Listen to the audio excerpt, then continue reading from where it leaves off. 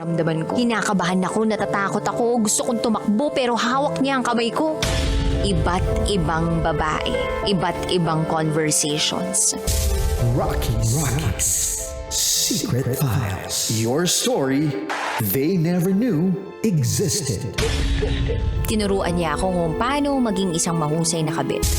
Yung puso ko parang sinasaksak sa sobrang sakit. Rocky's Secret Files. Secret Files. With Titan Jello. Rocky's Secret Files. Rocky's Secret Files. Secret Files.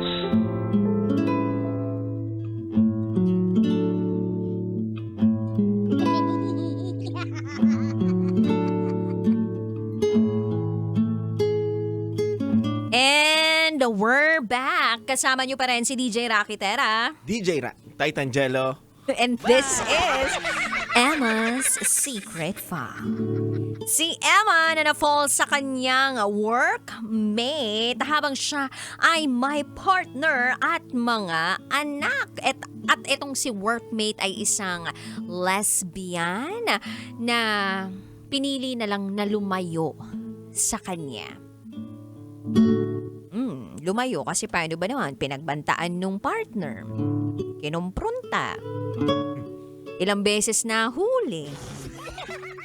Hanggang sa tuluyan ng nagsilayuan. Wala silang official closure.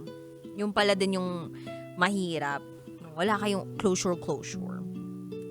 Anyway, pakinggan na muna natin yung mga kabisyo natin nagbahagi ng kanilang mga thoughts, comments, suggestions, and violent reactions. Ito sabi ni DR.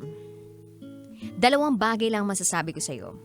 Kung alam mong may mga red flags ang partner mo, to the point na naapektuhan na both physical and mental state mo, hiwalayan mo na. Hindi solusyon ang magloko. Gaya ng maling relasyon ninyo ni Ace. Tell it to your parents or mag-confide ka sa isang mental health expert tungkol sa anxiety mo.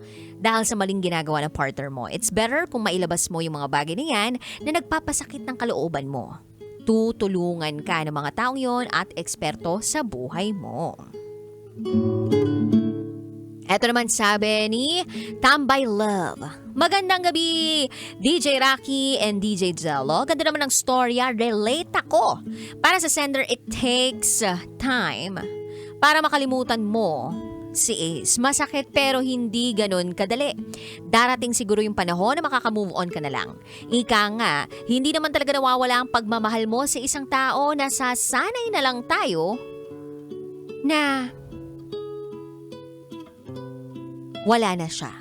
Sa buhay meron talaga tayong totga. Anong ibig sabihin ng totga? The one. That got away. Yes. Basta para sa sender, tama na yung naging desisyon mo kasi may partner ka na at may anak na rin. Basta tama yun. Yun lamang po. Happy Monday. Ingat po from Tambay Love. Eto pa sabi ni Bruno Laurejas. Emma, isipin mo anak mo. Mga anak mo, alalahanin mo ang pagmamahal mo sa mga anak mo at sa partner mo. Iwasan mo ang matukso. Ba't naman kasi mag-aantay pa si Ace kay Emma? Alam naman niyang kabit lang siya. Trust me, infatuated ka lang doon sa lesbian na yon. Magpasalamat ka na lang at nilaban ka ng partner mo. Hindi naman exactly ginamit siguro yung gamit yung term na para kay Ace, at least pinili na lang talaga ni Ace na magpakalayo. Baka masaktan lang kasi si Emma. Pwede pong pag-greet si Boy Gavin Nicolo for his 11th birthday today. Happy birthday! O, ito pa. Sabi ni Jobert. Akala ko yung binulong ni Ace, are you ready to fantasize? Ano yun? San yun? Hindi ko alam eh. Mali si Emma kasi dapat talaga kung may problema sila ng partner niya, silang dalawa yung mag-ayos. Huwag maghahanap ng susumbungan mo. Shoutout po sa Bulacan Overdrive, lalo na kay Jeden Seriaca, Jepon, Ken, Vertudazo, Albert, and Alfred Agustin. Ito pa sabi ni Jason. Minsan kung magmahal tayong wagas, binibigay lahat sa mga taong gusto natin. Mahal mo naman, sender, pero sa maling panahon lang talaga kayo nagkatagpo at may pagkakamali ka dahil meron ka ng pamilya. Ganun talaga, move on na lang. O, ito pa sabi ni Charles. Tanungin nga kita, sender, naglaan ka na ba ng oras para sa sarili mo na hindi mo iniisip si Ace? Kasi tingnan mo, drain ka na dahil may pamilya ka eh. Nagkasala ka. Tapos, gusto mo na yung taong yun pa, yung bumuo sa iyo. Samantalang yun naman yung dahilan kung bakit tuluyang mawawasak yung pamilya mo. Kung gusto mo mag-heal sa heartbreak mo, mag-me time ka, kumonsulta ka sa expert, try mo mag-pray, and it is possible to heal. Sana matulungan mo sarili mo. Yun lamang po. Yun. Dami nag-comment. Dami, oh. Meron ka pa nag-comment dyan? Ang haba, parang ano na to isang buong Rocky Secret Files. Mga 15 minutes ba yan? Mga bisyo naman, iklihan nyo. Napagod nga ako kanina kakabasa ng comment. Ang haba talaga. Talaga, patingin. Oo, 2 mahaba. pages, ganun. Dalawang swipe. Ay, oo nga, dude. Grabe. Siguro nakarelate siya. Pwede mo naman basahin konti. Sabi niya dito, yan daw yung praise na ginagamit ng mga tao kapag nagkakamali. Tao lang ako, pwede magkamali. Mhm. Pero, gets ko si Ate Sender na nagkakamali siya. Naghahanap siya ng kasiyahan na hindi niya nararanasan sa partner niya. Yun nga lang, mali kasi yung ginawa niya sa paghahanap ng kasiyahan. Pwede naman niya i-open up yun sa partner niya, kaso nga, hindi na ginawa. Mhm. Hindi rin natin maiaali sa partner ni Ate Sender na ganun yung action niya. Kasi nasasaktan siya at may kailangan siyang ipaglaban kasi nga may anak sila. One more thing. Kaya siguro nagagalit din si partner is nagseselo siya kasi masaya si Ate Sender kay Ace kesa sa kanya. Kaya ganun.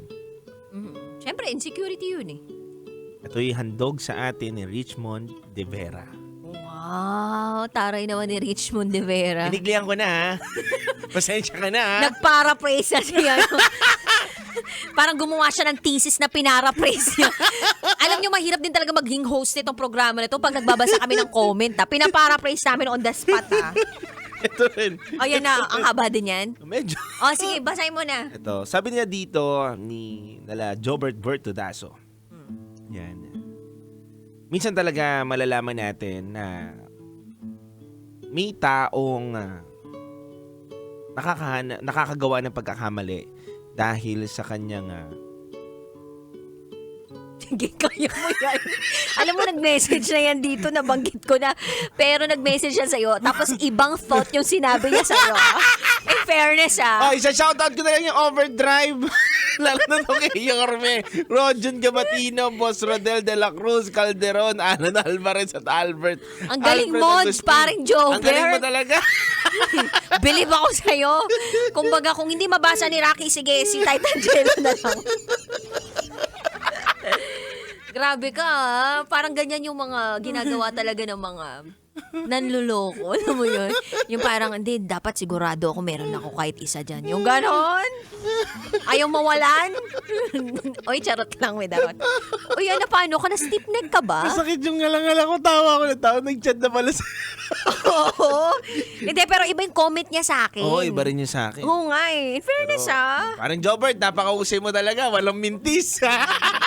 Kung mumintis sa akin, hindi mimintis kay Rocky. Kaya nga. Siguro ganyan ka sa mga babae mo, no?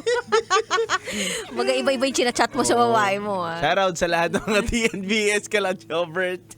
Hello po. Bertudaso. Matinik talaga mga pangalan, Jobert, no? Mga basta driver, Sweet lover. Yan.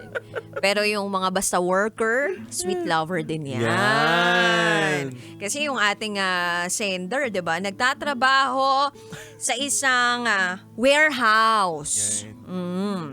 So meron silang warehouse. Taray naman nun. Kung saan nakikita mo dun yung mga additional worker or extra worker ng kumpanyang pinagtatrabahuan mo, dun ka na fall. Ay, nako. So, ano masasabi mo dito sa ating secret file sender, dude? Ako agree ako dun sa mga sinabi ng mga kabisyo natin. Na dapat kung talaga mapapamahal ka sa isang tao, dapat alam mong malinis ka.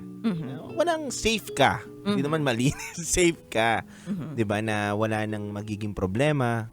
Bakit kinausap mo muna yung asawa mo na talagang stop na natin to. Kung may issues ka, no? Oo, 'di ba? Baga hindi pwedeng gray area. Yes. Kailangan black and white lang to. Oo o hindi. Kayo pa rin o hindi. Yun. Yan. Hindi pwedeng kami pa rin pero meron ako on the side.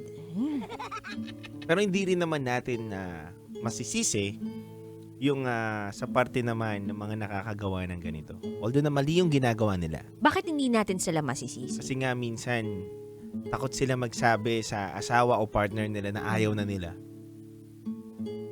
Itong paraan na lang na to yung nagagawa nila para maparamdam o masabi nila. Tapangan nyo na lang, guys. Minsan ang hirap eh. Lalo na kasi kung may involved siguro talaga na bata. Yes. Doon ka kasi talaga parang nagdadalawang isip eh. Kapag may mga bata. Para siyang deal breaker. Yes. Siyempre kung hindi tanggap nung isa yung mga anak, 'di ba? Paano ka naman talaga sasama doon sa tao? Paano mo iiwanan yung partner mo ng ganun-ganun lang kasama yung mga anak mo? 'Di ba parang bilang ina naman, hindi rin kaya ng konsensya mo yun. Tama. Pero minsan gusto mo rin maging selfish eh. Yung to the point na pakinggan lang yung sarili mong nararamdaman. Pero may konsensya pa rin talaga na hindi magpapatulog sa'yo na, hindi, sige magstay ka na lang dyan. Kahit masakit. Kahit na nahihirapan ka na. Pero alam mo dude, gusto kong puntahan yung root cause nitong problema nilang mag-asawa eh. Kasi dude, di ba pag, kunwari, nag-asawa na kayo, nagkaroon kayo pamilya, lahat dapat na pag-uusapan ninyo eh.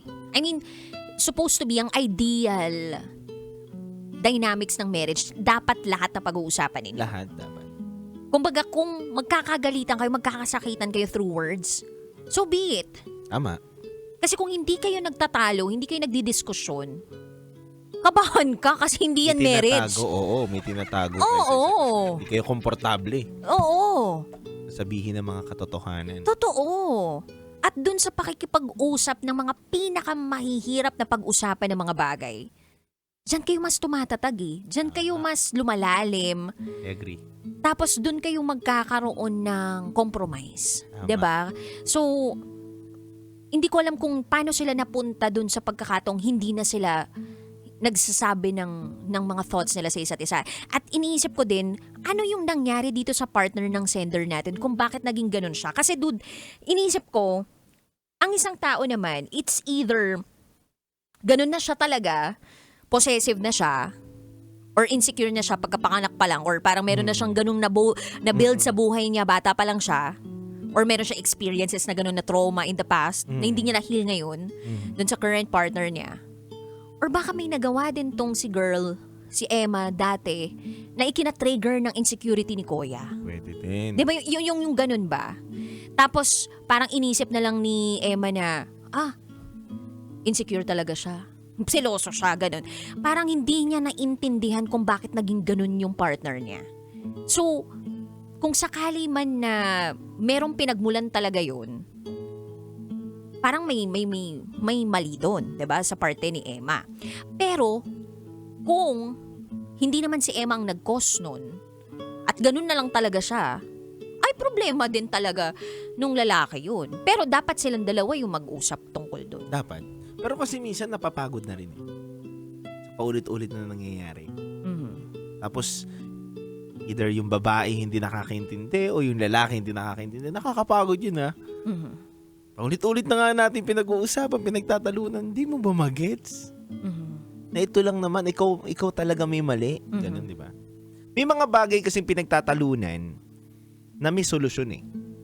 Na mabilis masolusyonan. May mga bagay din naman na pinagtatalunan na hindi naman kagad nasusolusyonan eh. Yung parang, ang point is, you can agree to disagree na lang. Yes. Diba? Yung parang wala na talaga resolution. So, Yes. sige, ganyan ka o ganito ako. Parang ganun na lang. Yeah.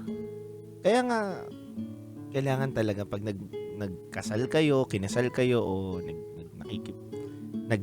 Live-in sama na kayo. live-in na kayo, tanggapin nyo lahat. Tanggapin nyo lahat. Ko-comment kayo. Syempre, hindi mo naman tatanggapin hanggat kayang may mabago dun. Pero, tatanggapin mo siya at the end of the day, tsaka pipiliin mo siya. Pipiliin mo siya. Ako, agree ako dun ha, kunyari. Sasabihan ako ng partner ko na mga ganito. Tatanggapin ko. papaintindi ko sa kanya na mali yung sinasabi mo. Mhm. Kasi iba ako iba ako umatake din ng ano Emotional na level. iba ako Kapag tensionado yung Isa. partner, Kalmado ka. kalmado ako. Pag ako yung naiintindihan niya na kalmado naman ako.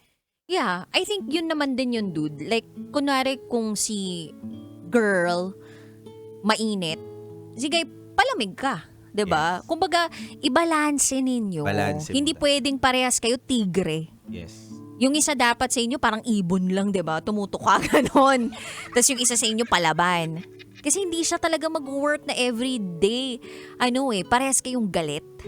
Wala kayong maayos kung parehas kayong galit. Ang ending lang nun, puro sakit. Sakit.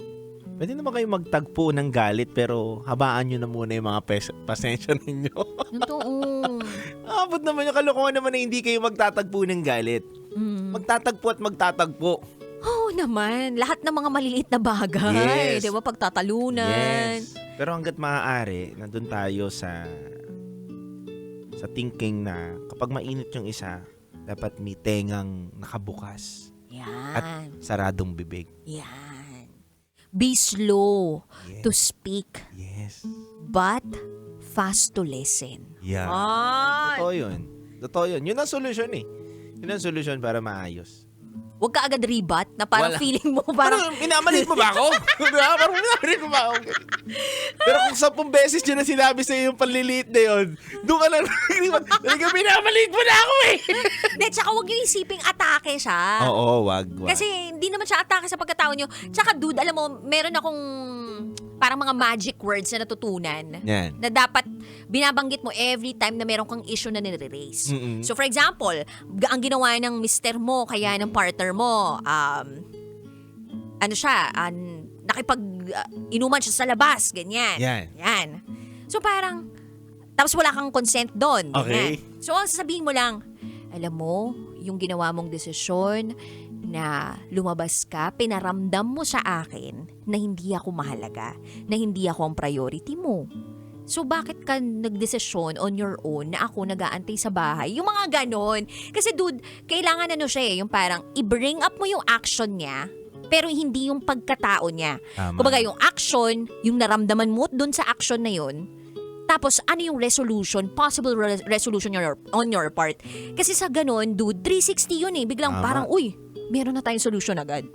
Tapos parang, pag ganun mo binato yung mismong nararamdaman mo, yung lalaki o yung babae, parang biglang magtutone down ganun ba? Unless defensive siya, may ginawa talaga siyang kasalanan. Wala lang. Ikaw ba? Ganun ka Pag ba? tinanong ako, Oo. ba't hindi ka nagpaalam? Hindi ako ng babae! Tinatanong ka lang sa ka-uminom, sige ng babae! Masyado defensive agad. Kahit kapkapan mo ba ako, wala kang makukuha sa akin. Patingin nga kung nakashave ka. Siguro nakashave na, nakaahit na, Alam ko na agad pag nakashave. Charot. Wala akong alam. Tapos pagdating ng bahay, ang bango-bango. Bakit ang bango-bango mo? Hindi ka naman nagpabango ng bago ka umalis ng bahay. Hindi nakasama kasi ako mga kaibigan ko Nahiya lang ako. Ayoko magpapabango ka. Gusto ko mabango ka sa iba. Para walang lumapit sa'yo. Diba ganun yun? Uy, may mga na may liguan nababago yung amoy Talaga ba? O, dagdag anxiety yan.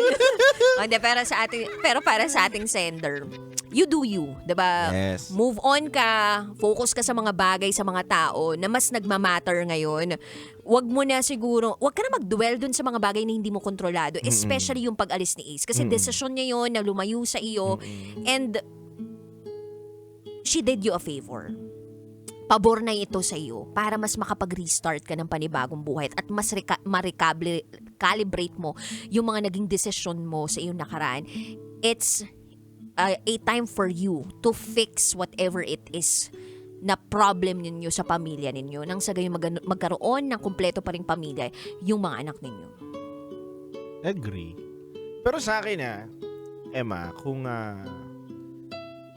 wala man si Ace o nandyan si Ace, pero kung naramdaman mo na hindi na magiging healthy ang relationship ninyo, at maaapektuhan ng bata, mas mabuti na pag-usapan ninyo mag-asawa kung ano yung pinaka-nararapat na dapat nyong gawin. Kasi at the end of the day, lumalaki ang bata, nagkakaisip yan, at hindi rin maganda sa mental health ng bata na puro na lang hindi magagandang bagay ang naririnig niya at nakikita. Isipin din natin yung bata, hindi yung sarili natin. Yeah. Bigyan din natin ng kapayapaan at maayos na pamilya yung bata. Ang salitang kaayusan naman ng isang pamilya, hindi lang yan sa buo lagi kayo eh. Kundi may kapayapaan na maayos. Yan, tama. Kaya kung alam mo talaga na hindi kayo magiging okay ng iyong asawa at tinry nyo ng ayusin, mas mabuti na lang na maghiwalay kayo at co-parenting na lang siguro. Yan. Doon naman yun sa side ko. Oo naman. Actually, maganda rin naman yun. Kung hindi na talaga uubra yung pag-aayos ng Hindi uubra. Hindi uubra. Totoo. Kung hindi pa uubra. Anyway, sa mga kabisyo natin na gusto mag-share ng kanilang secrets, pwede naman kayo mag-share. Basta send nyo lang raketera@gmail.com. Kami po yung magbabalik ni Titan Jello para sa top secrets. Kasama pa rin DJ Raketera. DJ Titan Jello. At kayo'y nakatutok sa 90.7 Love Radio. Kailangan pa bang i-memorize yan? Basic. This is Emma's Secret Files. Metro